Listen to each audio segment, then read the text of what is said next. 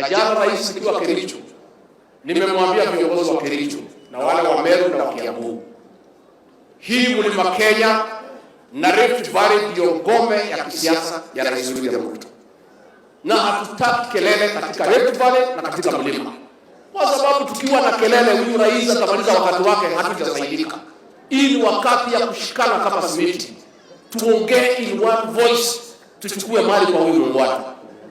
Kwa hivyo tunataka kusema wale viongozi, na nimemwambia viongozi ya Kericho, na kesho tutakuwa Meru na Kiambu tutakuja, wale mnapigana, nitamwambia hawa wafukuze nyinyi yote, tutakuta viongozi wengine, because we cannot accept your excellency. This is your backyard, this is your stronghold, this is where wewe ndio mwenye kusema, wewe ndio kiongozi ya mlima, ndio kiongozi ya Rift Valley in terms of regional politics, alafu wewe ni kiongozi wa Kenya. Sisi rais hatutaki ugomvi, na tumeuliza viongozi ya Kericho and Meru and Kiambu, stop squabbles so that we can get maximum benefit from the government of William Ruto, whom we elected by choice, and we know if we are united, this region will be developed. Nishukuru huyu gavana ametuunganisha, ili Nyeri haina msoso.